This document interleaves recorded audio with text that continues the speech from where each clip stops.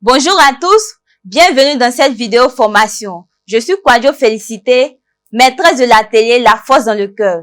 À ma gauche, mon compagnon Sao Odino.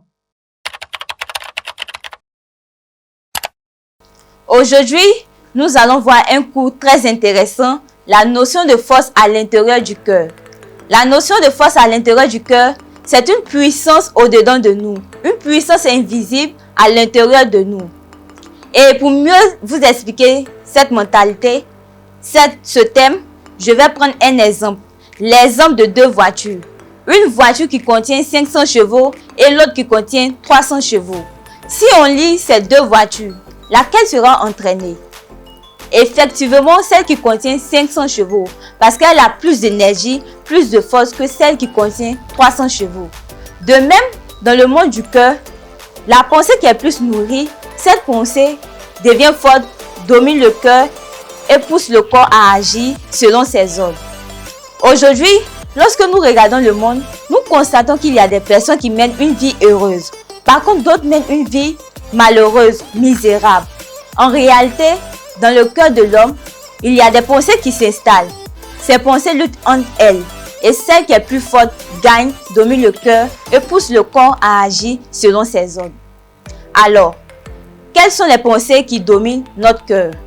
Si dans notre cœur, les pensées ténébreuses, c'est-à-dire le désespoir, la tristesse, le découragement, dominent les pensées heureuses, la joie, l'espoir, notre cœur sera plongé dans le malheur. Mais si dans notre cœur, les pensées heureuses dominent les pensées ténébreuses, notre cœur sera plongé dans le bonheur. Et pour mieux vous expliquer cette mentalité, je vais raconter une histoire, l'histoire du naufrage pacifique.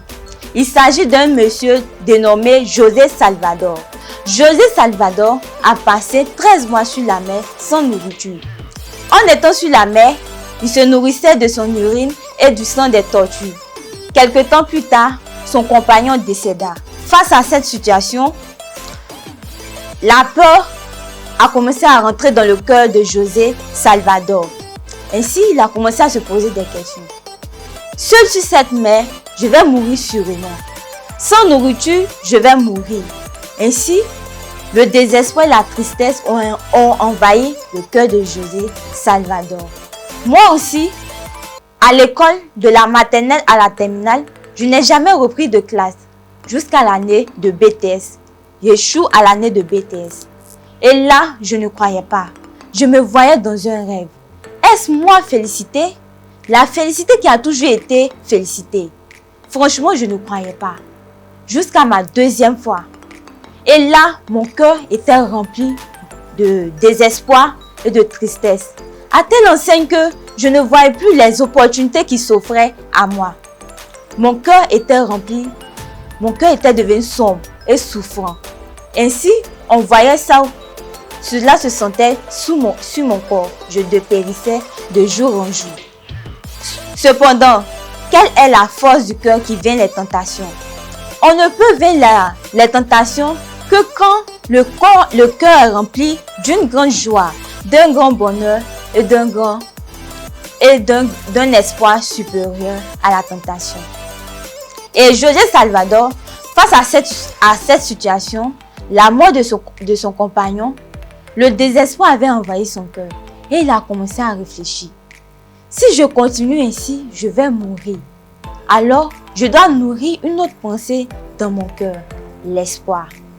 Ainsi, il a commencé à s'imaginer, en étant sur la mer, qu'il était en train de se balader dans le monde et qu'il mangeait les meilleurs mets. Et aussi, il rêvait qu'un jour, il allait manger les tortillas et qu'il allait revoir sa famille. José Salvador a survécu pendant 13 mois sur la mer grâce à l'espoir qui est né dans son cœur. Moi aussi, lorsque le désespoir avait rempli mon cœur, un jour en causant avec mon mentor m'a dit: Félicité, ne lis pas le BTS à ta vie. Le BTS est ta possession. Oui, tu n'as pas le BTS, mais tu travailles. Tes amis qui ont le BTS, il y a plusieurs qui ne travaillent pas. Mais toi, tu travailles et tu vis. Sois heureuse, quand tu réussiras. est seulement l'espoir dans ton cœur. En écoutant ces paroles d'espoir, j'ai repris goût à la vie. Ces paroles d'espoir ont dominé le désespoir qui avait rempli mon cœur. Aussi, il y a des personnes dans leur cœur, par moments, on voit l'espoir dans leur cœur. Mais, plus tard, leur cœur se plonge dans le désespoir. Tout simplement parce que le désespoir a dominé l'espoir qui était dans leur cœur. Et pour mieux vous expliquer cette mentalité, nous allons passer à la deuxième phase, la phase pratique.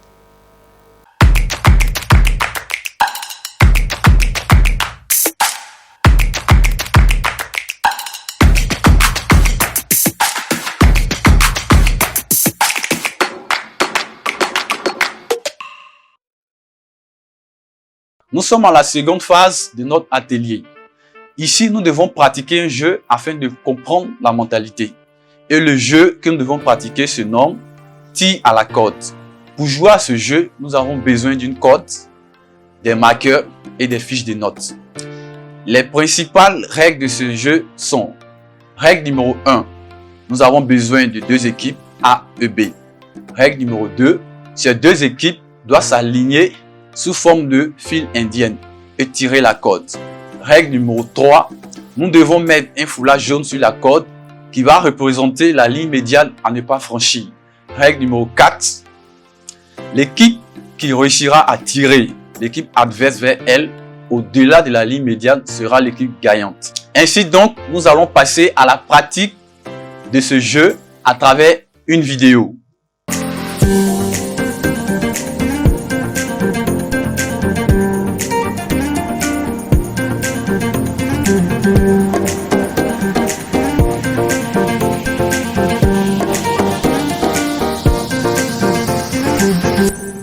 Bravo à tous, merci d'avoir participé à ce jeu. À travers ce jeu, nous avons remarqué que l'équipe gagnante a été celle-là qui a réussi à tirer l'équipe adverse vers elle au-delà de la ligne médiane.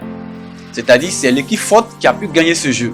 De même aussi pour nous, les pensées qui dominent notre cœur sont les pensées les plus fortes, c'est-à-dire les pensées qui attirent notre attention et déterminent notre comportement. Alors, à travers cet atelier, nous voulons vous montrer que nous recevons beaucoup de pensées dans notre cœur. Mais les pensées qui dominent notre cœur sont les pensées les plus fortes. Et aussi, vous devez savoir que nous ne pouvons pas vaincre les tentations parce que nous avons un cœur qui est faible. C'est-à-dire un cœur qui est rempli de désespoir et qui sombre dans le malheur. Mais si le cœur il est fort, c'est-à-dire il est rempli d'espoir et de bonheur, on aura une force qui nous permettra de surmonter ces tentations. Alors, merci à tous d'avoir participé à ce programme. On se donne rendez-vous la prochaine fois.